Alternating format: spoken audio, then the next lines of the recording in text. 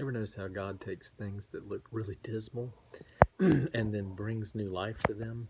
Like in the case of like Lazarus, when he came to Lazarus at the grave, and it looks really dark and dismal, and God even enters into all through Jesus Christ enters into all the feelings and groanings and deep seated sadness over the death of someone, but then he turns it all around and something springs up and Lazarus comes back to life.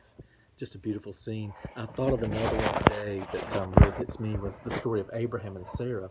They thought they were coming to the end of their life. They thought that things were winding down for them. They're 100 years old, my goodness. And then Abraham and Sarah all of a sudden get told by an angel that they're going to have a child.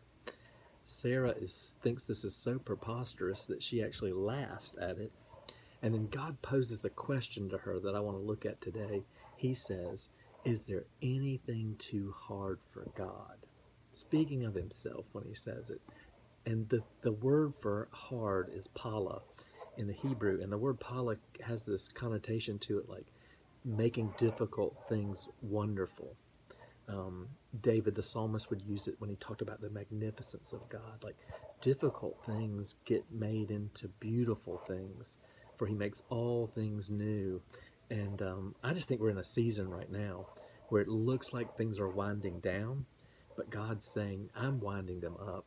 I'm about to birth something new in the midst of the difficult times. And I want to get you guys thinking about that. Just a beautiful thought to think that when you think things are winding down, when you think you're at the end of your age, God says, I want to bring something new out of that and surprise you.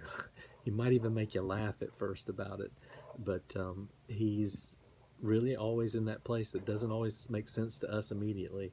Um, but He's doing something counterintuitive to what we thought was going to happen. So sometimes we're thinking downturned things and God's bringing them up. So I want to get you guys thinking about that.